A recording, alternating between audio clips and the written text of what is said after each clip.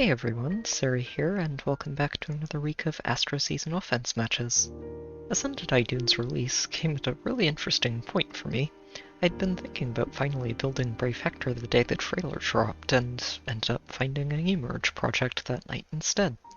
I was really looking forward to her bonus season, and ended up putting together a highly degenerate save ball for the week. Idunn actually has a very workable speed stat, and with the right support it's more than enough for her to be a good user of Savvy Fighter. Having null follow-up on top of her built-in follow-up denial makes it extremely difficult to break through her, especially with the extra layers of damage reduction she has access to on top of that. Add that to the guard, instant bonfire retaliations, and bonus weak stats, and, well, she demolishes just about anything. Pairing her up with Fjorm was an easy enough choice. They both benefit a lot from the attack, speed, and damage reduction support from the rest of the team. Fjorm got to keep Mystic Boost since Idunn felt pretty uncrackable in her bonus week, but spreading the healing out is something I'm keeping in mind, especially when I work Thor into the team. The Mythics, as usual, are here to support. Naga can round out our buff spectrum with Link, while Smite and Guidance are great mobility tools for the team. Ashura was mostly an insurance policy in case Idunn and Fjorm found something they couldn't enemy phase, with the helpful side effect of soaking Bright Shrines for Fjorm. Elamine's ability to shut down key problem units on a defense is worth a team slot alone, so bringing another layer of damage reduction and a spectrum of combat stats to the table as well makes her a great fit for save armors. And, of course, Plumeria rounds things out nicely as a dancer. Now that we've gone over the team, let's get to the first match.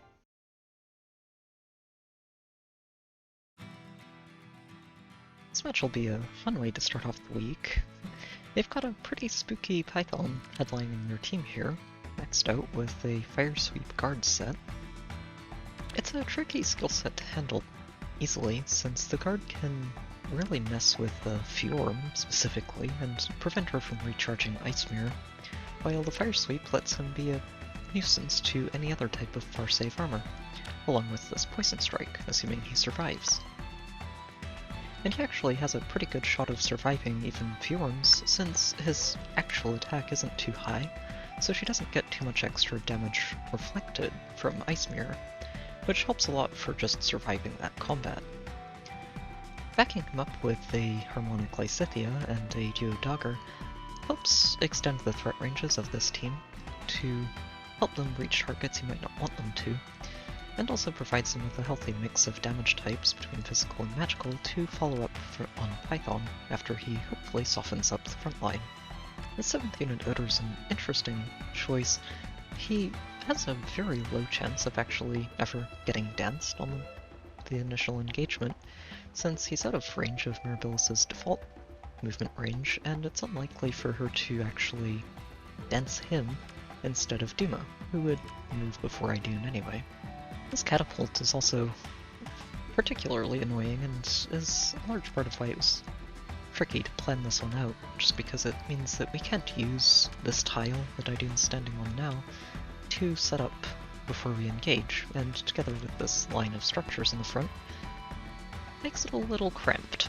I do think I figured out a good way to handle this though, and we'll even get to disarm this Brutal Shell, so it never even has a chance to threaten Idunn. And since they don't actually have a dance trap, we can stay out of range of Python and not engage this on the first turn anyway. So we're going to take this first turn just to open up this line of structures. I am the answer. Lady Niffle. And make sure that we get everybody in position for the following turn. Speak. I'll do it. Yep. We do lose our safety fence, but nothing happens since we're out of range. And then from here, we're just going to move Elamine upwards, towards Denser, then move her into position right here. This is going to give their ranged units a defense tile to work with, but Fjorm should still be able to handle it. Yes. And we'll have Fjorm swap Naga forwards to complete her buff spectrum. Go where? Then Idunn can do the same thing, and swap Naga to the right. I'm not actually expecting Idunn to have to tank any of the melee this turn, but it's better safe than sorry, and from here we can just end turn. I think that Dogger should... Oh, well, Lysitheas moving first. That's fine. Attacking into the Ice Mirror means Fjorm doesn't really worry about that, and in fact just gets to start healing herself. Dogger should move next. She does a lot more damage than Wrath does, or not Wrath, Python. Which means that the guard effect doesn't actually end up contributing to their fight at all. Since by the time he applies it, there aren't any ranged units left on the field. And then Doom moves up, gets danced, but can't reach us, and Idunn pivots forward. From here we can just actually probably take out all of the rest of their combat units in one turn, and we'll just have Elmine float over here and break this panic manner. Close your eyes. Then Denser to test this bolt trap. I will go. And attempt to pick up our first pot. That is the real one. That's fine. Yes. And we'll just smite Idunn. Make sure she has her defense and speed buffs online. Swap Plumeria forward. Make sure we get those buffs in here as well. There is but one future. And then just reposition Fjorm to the right and say go. The debuffs that she's getting from this armor school and everything else don't actually matter here, No longer alone. since she cancels them all out, and well, with over 50% damage reduction, she's not going to really take much damage from anything this round.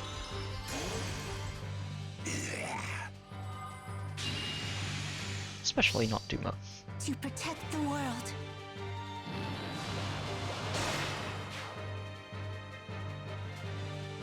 Or herself. The dragon slaying means that this fight is very one-sided. No longer alone. But the bonfire probably would have been enough to swing this fight in her favor anyway. And Eirikas can't catch us. Speak. From here, we'll just have Elmine and Plumeria pick up Why not? these ether pots for us, Yes. and let Idunn close out the match.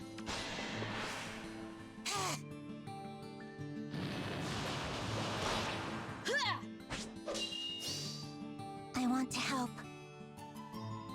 And she's doing a great job of that. That was a fun match to play out. Let's see what we get next.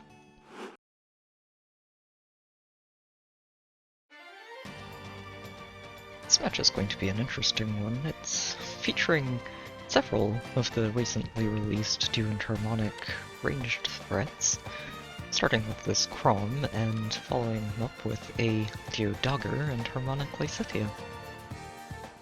Those three are rounded out by a Selena, who actually completes a full 4-color spectrum of ranged threats to try and overwhelm any ranged tanks that they run into. I think it probably works pretty well. Crom especially can demolish almost any non-Hector or Idunn Farsave tanks, while Dogger can really punch through those two specifically thanks to her null follow-up. And Lysithea is just quite a threat if she gets to outspeed her opponent, and Selena with Windsweep means that if you're not using Fjorm specifically as a Farsave unit, she'll cause some issues too. Having Mirabilis as their 7th slot unit does make things a little awkward, I think, since there's a good chance that Selena or Dogger or even Crom survive their first round of combat, and being able to dance them for a follow-up could definitely secure more knockouts than not having a dancer available would. But having Duma available does mean that he can rally this Lysithea, and the extra 6 attack and speed can definitely catch people off guard if they're not expecting a Duma to be giving it to her. The distant counter Ceros is an interesting choice, but this joint cone attack is important since it does actually help enable Dogger's weapon and makes her a lot bulkier. Stacking her defenses, especially with close reversal and joint drive defense on top, feels a bit bad to see Gatekeeper get foddered, but not everyone wants to merge him. But combining that with Crom and his own natural bulk and vantage actually makes this a bit of a tricky frontline to punch through if you're not very careful about it. Especially with more distant guards in the back line, or close guards and a distant guard in the back line. all of that said, I think Fjorm actually has this pretty handily in the bag, since Crom doesn't actually get to pre-charge his Deadeye fully. He only has Time's Pulse to enable him, there's no other pulses on his team. Which means that he's not actually too terribly threatening for her. Which is a little weird to say, but still kind of funny. We're going to take this first turn just to clear out a couple of structures and move into position. I'll do it. And also, now that we've false started Upheaval to preserve our health bars for this turn, we're going to move Elamine over to false start this joint hone attack for next turn. Which I don't think it'll be necessary, but it does help a little bit with making Dogger easier to handle. There is but And we'll one move future. Asher down here, Yes, Fjorm over, it will be done. and Naga over. And since we're out of range, their turn ends immediately, even though they don't have a dance trap to work with here. And from here, we can just have Elamine move up, Close your eyes. and dance her, and have her test this gravity trap, which is real. That's fine. Go where? Idunn can use Guidance to jump over Plumeria and keep Elamine safe from Seros, and then What use is your Smite desire? Fjorm to complete her buff spectrum, I'll and protect have her you. swap Plumeria down to make sure we have all of our buffs online. I am the And move answer. Ashura here to give her Idunn some more buffs for next turn, say go. Yep, Rally happens first, and Crom moves in next. He does a lot of visible damage, but between Ice Mirror and Elamine, that gets mitigated down to a very survivable level. And the amount of damage Fjorm reflects means that she always gets to one-shot him. From here, we're just going to start moving down the health chain. Seros can't get anything done to I want to Idunn. help.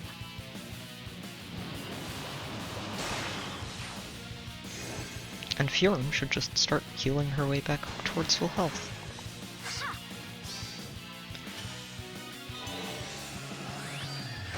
Nope. 11 hit points back. And Dogger should complete that. Oh, Selena actually moves in first. I guess Dogger doesn't do any damage then. I thought she would. Oh well, I guess not.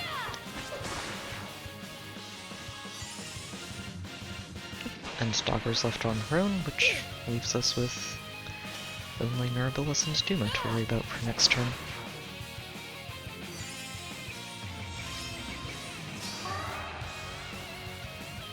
Now we just want to make sure we grab these Aether pots before the end of the match, which shouldn't be too hard since Duma's not particularly mobile without a Wings of Mercy target, and Mirabilis can't dance him as long as we bait her.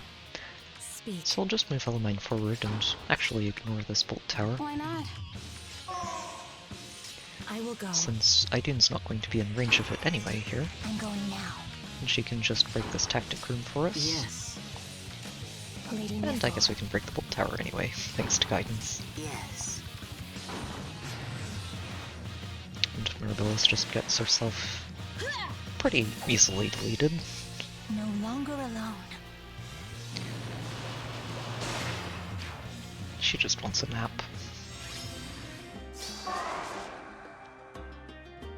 We should be able to clean things up from here. It will be done. We'll just smite Idunn forwards, Yes. let her swap Elamine, Close and your dance her, eyes. and she should be able to just knock Duma out in the player phase.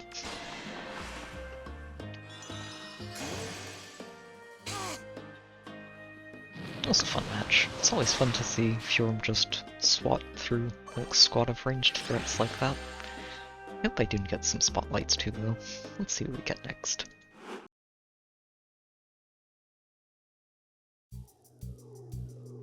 This match will be a fun themed team fight with a full Beast Emblem squad, including a +10 Nasala. I actually like seeing +10 Nasalas. I've almost finished building him myself, and I'm really looking forward to seeing what his refine ends up being. And they're also backing him up with two different Tybarns, an original one and the pirate flavor, along with a +10 Raisin in the back for dancing and its full spectrum of visible buff support for Nasala, and a Lian, who's just giving the home beasts to Tyburn. There's also this corner Edelgard who really doesn't contribute anything to this fight other than being herself, and try to stat check anybody who's not prepared for her. The problem here though is that without any mythic bonuses, she's a lot easier to handle, as is the entire team, and unfortunately for them, these visible buffs get shut down really hard by a bonus week Panic Manner. So I'm not expecting to have any problems this fight at all. I should be able to just get things started right away, really, without too many problems. I'm going to start just by having Asher reposition all mine forwards and having her move all the way up here. It's a fake trap. It's unfortunately. You probably should have tried to break one of these pots at least. I'm going and then now. we'll just swap Asher over here. What is your desire? Smite Idunn forward to complete her buff spectrum. And find the real trap. Oh, Then I'll we'll do dance it. Asher. There Let her is just but start one opening future. things on this side. Yes? And Fjorm slowly moves over to rejoin her team. And well, here Idunn's just going to carve her way through everything except Edelgard. To protect the world. Without assists, like rallies on your team, there's just a very straightforward combat setup here. And dancers move in first, since they don't lose as much health, but No longer alone. Idunn's going to have a very easy time with all of this.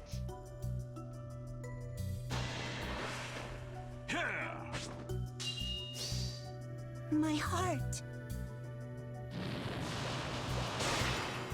One Wyvern down, one to go.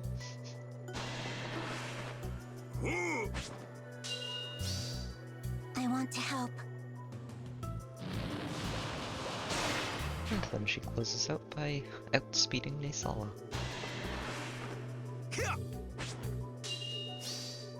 My heart.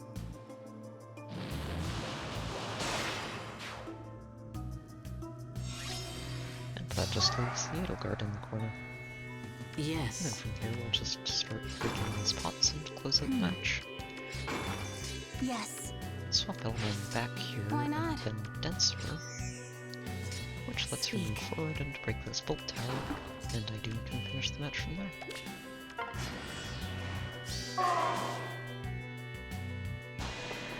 Nice, clean, straightforward, pretty basic. We'll see if we get something more interesting next time.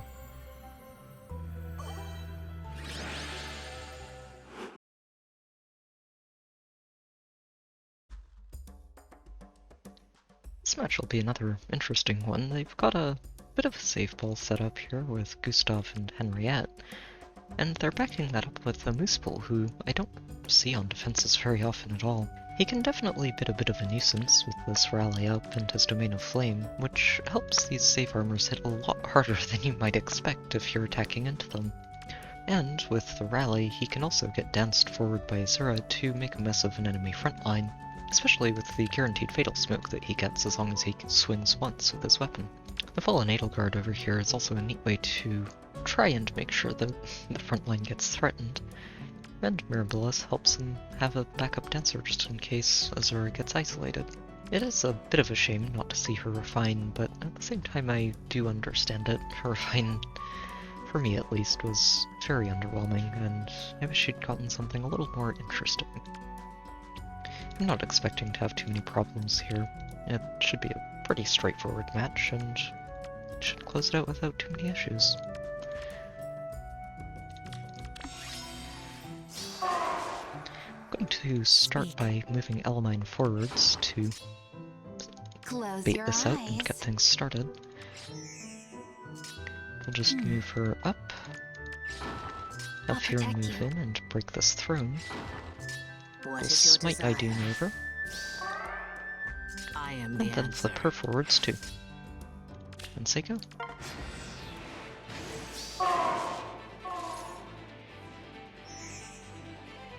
Yep, here comes Moospool, but he just can't actually do damage here, even with his Domain of Flame. Oh, 1 damage then. My heart. Sadly for him, the color advantage and effective damage and a bonfire all mean that he's not surviving that fight. Edelgard can do 1 point of damage too, but it's also not enough. To protect the world. Especially when Idunn gets to swing twice at her. Ceres will get to move in too, and that's the last round of dragon slaying for us.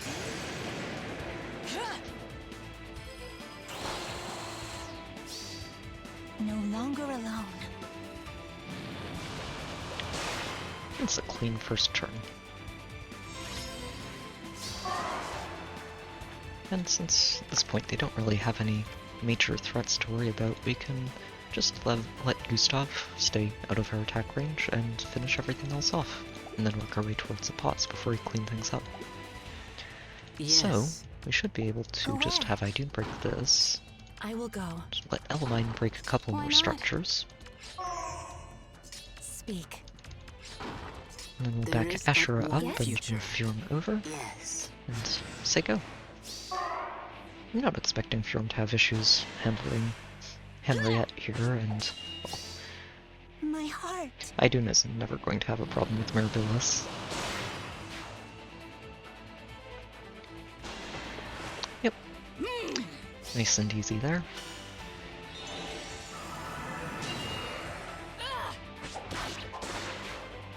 And then Azura moves in, and, well, that's a triangle disadvantage.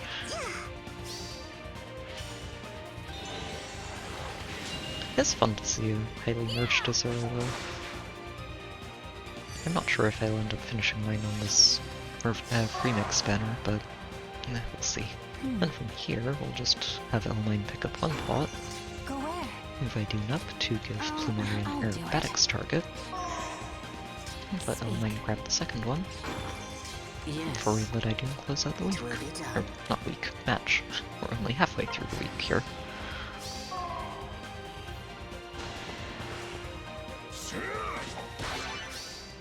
I want to help. He can do a bit of damage to her, but it's not enough to actually threaten her, and even if he blocks the bonfire, she still has effective damage.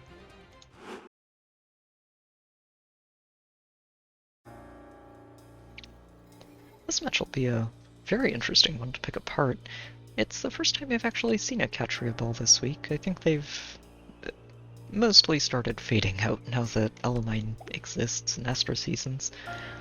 They're backing her up with some other very powerful start of turn effects, including this Brave Alm, who, even without a triangle attack, is a major threat to deal with, and a Duo Crom, who, if you don't disable this Times Pulse, and he gets to use Change Fate, can usually delete whatever he attacks.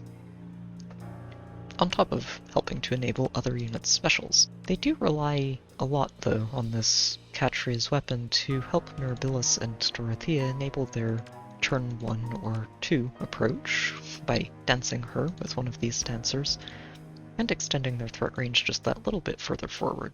Their Ceres over here is also boosting their plus 10 Thracier with Wings of Light, which makes her a lot more threatening than people might give her credit for, especially if they're not expecting a max investment Thracier to swing at them, potentially with triangle attacks if they're not using Elamine.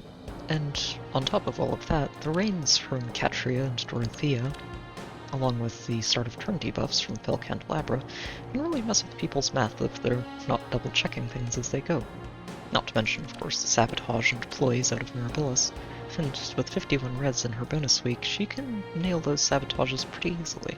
I had to take a little bit to think about how to approach this, mostly because it's difficult to get Elamine from the tiles she can isolate Catria on all the way to this defense tile where I'd like to tank, but I think I've figured out a way to do it.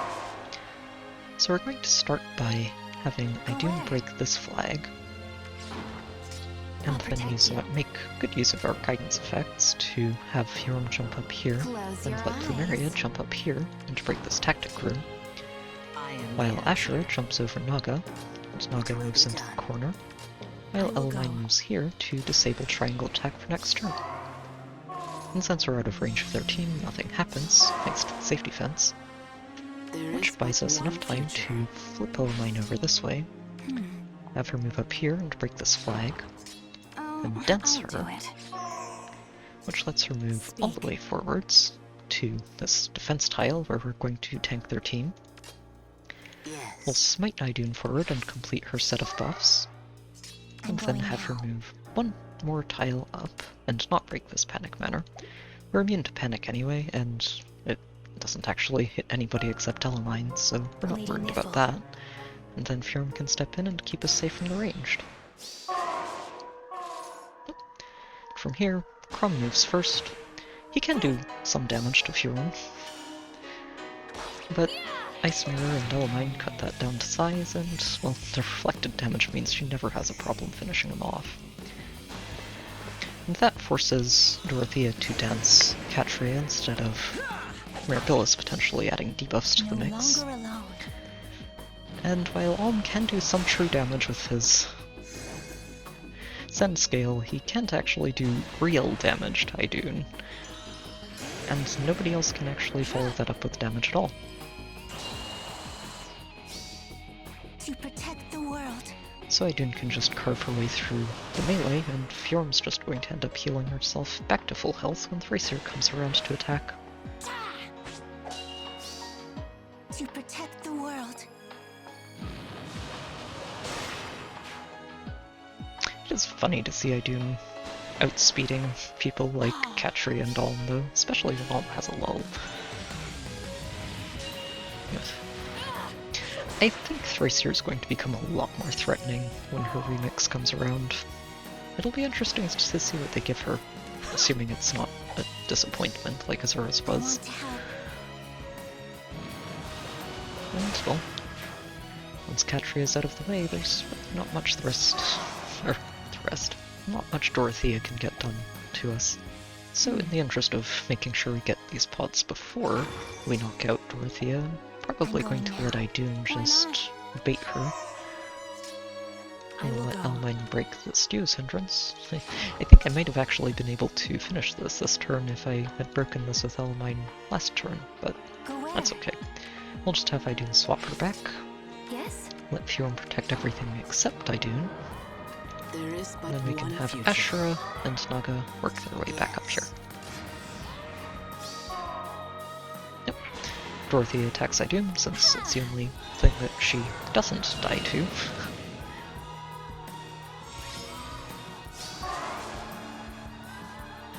And it's very easy to just move Elamine I'll up, do it. I will go. dance her for the pot, and I'm let going Idunn now. close out the match. My heart. That was a fun one to see play out. Let's see what we get next.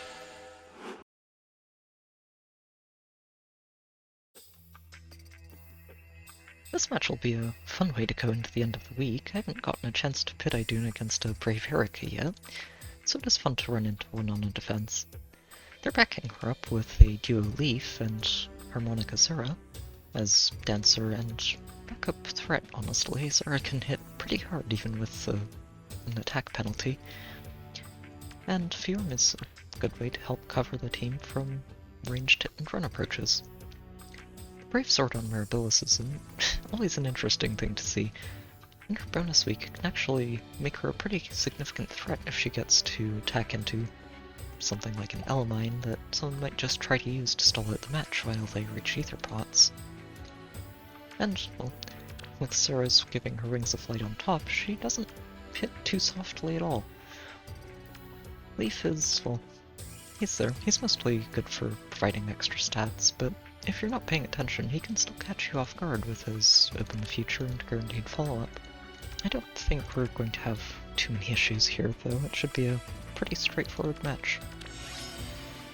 We're actually going to start things off right away and use this choke point that they've set up for us. Speak. I'll just move Elamine forward, Close your eyes. dance her, and then I will move her go. all the way up here. We're going to ignore this panic manner since it doesn't really matter when we have null panic will be thanks to done. Ashura. And moving Naga up here, let's Yes. Idunn swap her forward and complete her buffs. There is but while one we future. flip Fjorm over here, Yes? and just let her move into position. I don't really mind about not getting the speed and defense buffs, since Azura and Leaf don't really matter on that front. Yep. Leaf moves in first, and Fjorm shouldn't have too many issues handling him.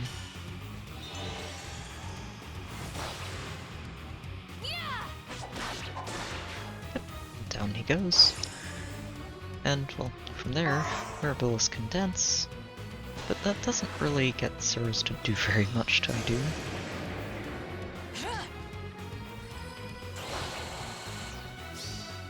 No longer alone. Who's more than happy to wipe her out with a bonfire. Eirika moves in next, and, well, it is funny to see My heart. Idunn outspeed Eirika and naturally double her. Azura moves in, but she should really just help heal Fjorm back to its full health. And from there, nothing else should actually be able to reach us.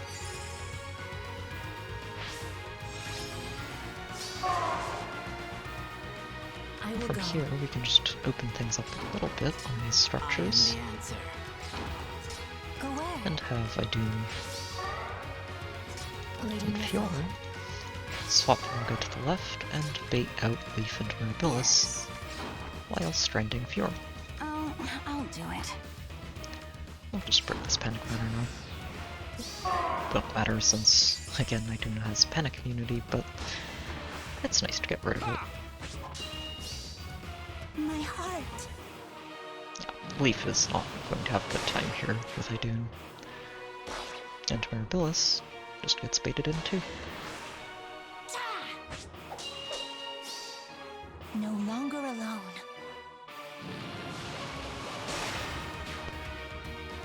And that just leaves Fjorm stranded, and fairly easy to kite while we pick up these Aether pots.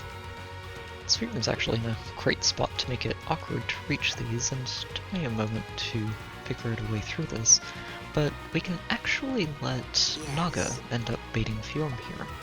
Lady What we'll Nifl. do for this is have Fjorm swap Naga forwards and give her a link buff, It will be done. and have Naga plant herself right here, while we let Idunn protect Elamine while she goes after this first Aether pot. Why not? And Plumeria too. I will go. I'll actually just break this tactic room and make sure we don't have problems for next turn, I am and the answer. let Asher move up here. And Fjorm should just go after Naga here, which is fine. Naga won't be able to knock her out, since she doesn't get to use the bonfire, but Fjorm also can't do anything back, so...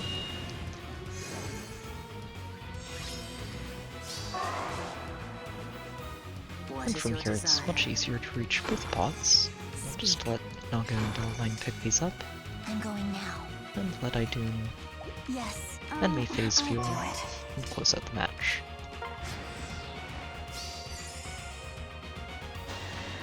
And down she goes. No longer alone. That was a fun one.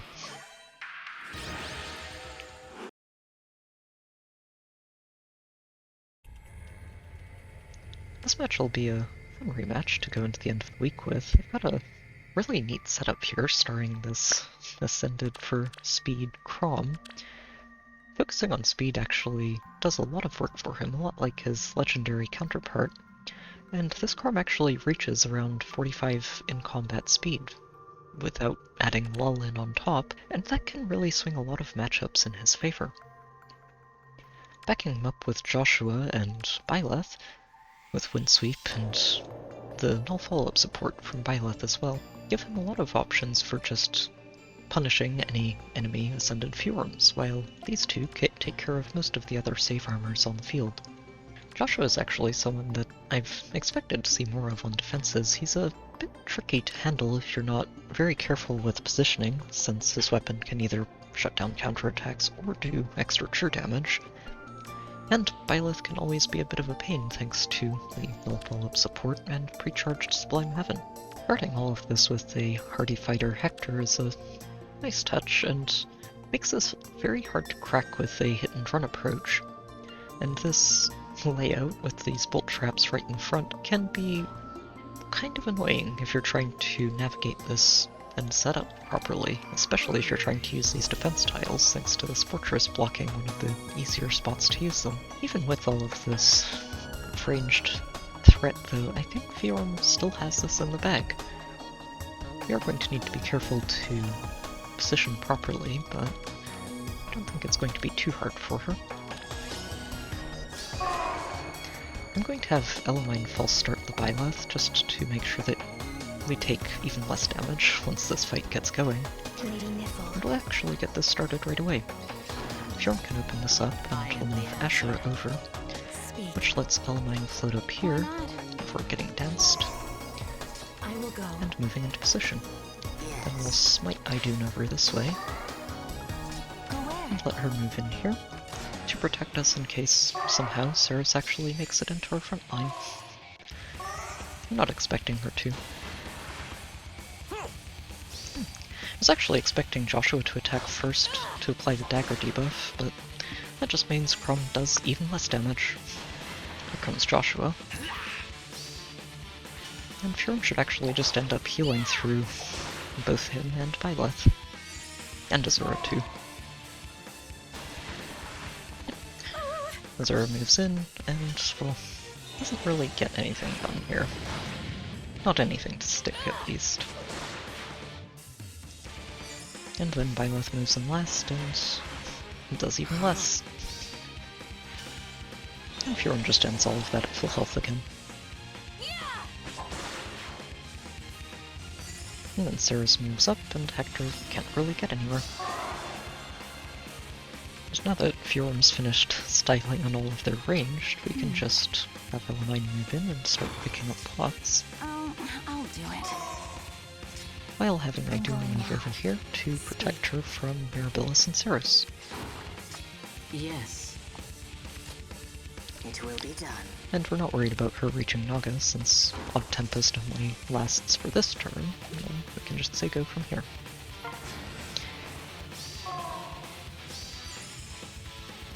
Yep.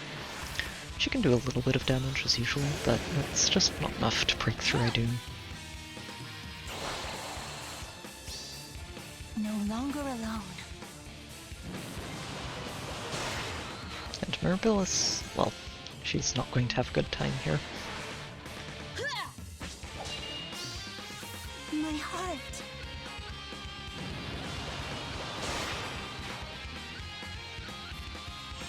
And Hector just can't quite reach us.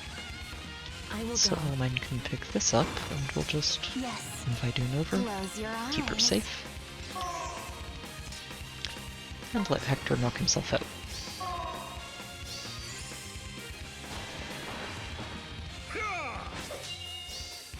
To protect the world. Nice and clean overall. Very nice.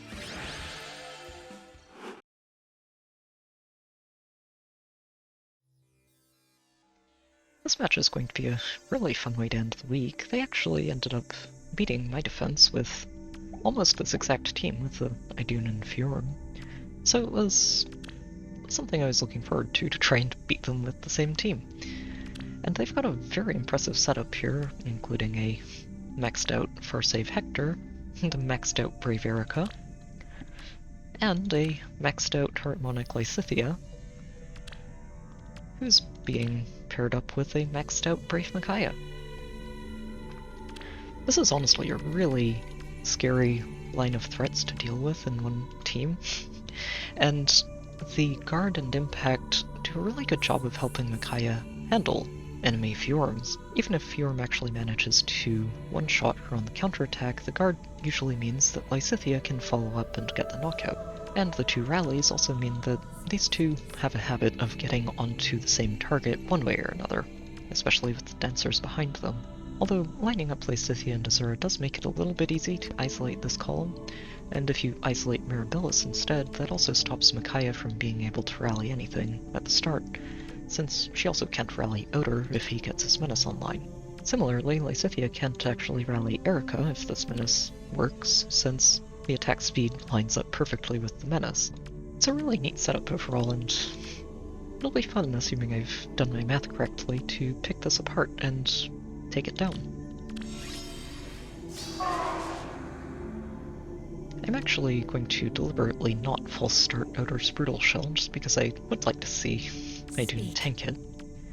And since there aren't really any movement shenanigans here, this threat range is what you get for the team, and with the safety fence and the fact that the dancers can't actually reach Hector, we don't have to worry about this moving on turn 1. Yes? So we'll just open up these structures in the front, and just wait a turn.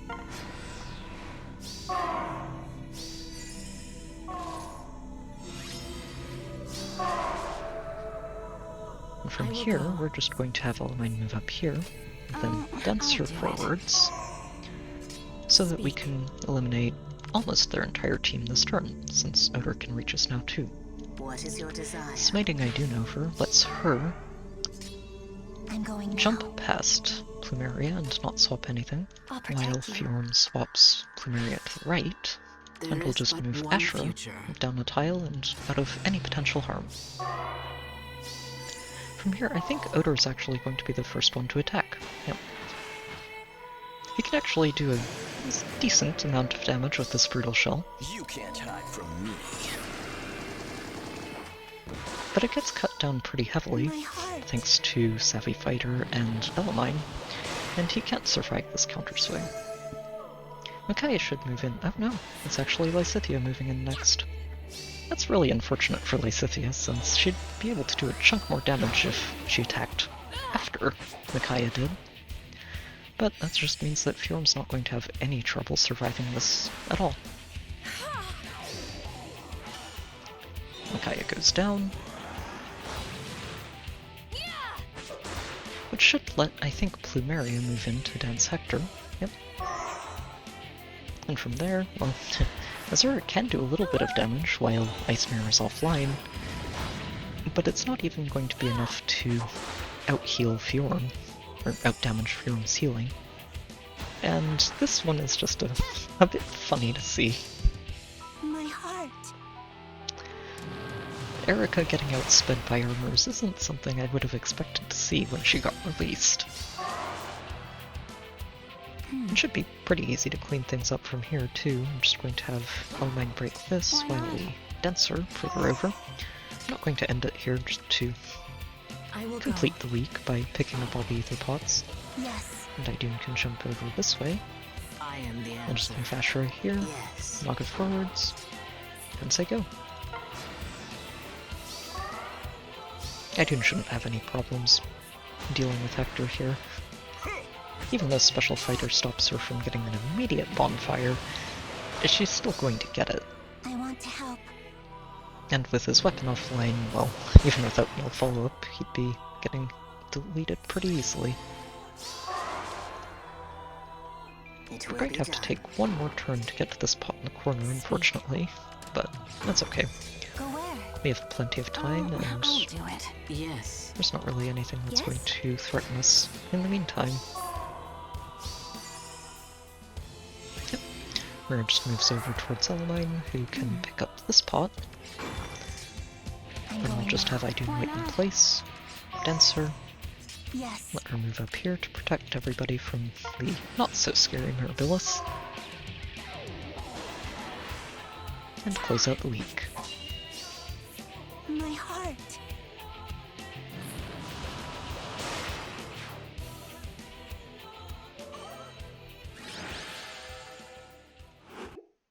This was a really fun week overall. I was glad to see Idunn do so well. I'm hoping to make her a merge project over time. And it's really neat to see a speed build work so well for her. I'm hoping to give Selkias some of the spotlight next week, but we'll see. Idunn's also going to be over there for her second bonus week, and we'll also have the Beast Force team, so we'll see who ends up being deployed the most. I do have a Discord channel if you'd like to hang out and chat or get updates on upcoming videos and streams. There's a link in the description, and there's also a Patreon page there if you'd like to help support the channel. As always, I hope you've enjoyed the video, good luck with your own matches, and I'll see you next time.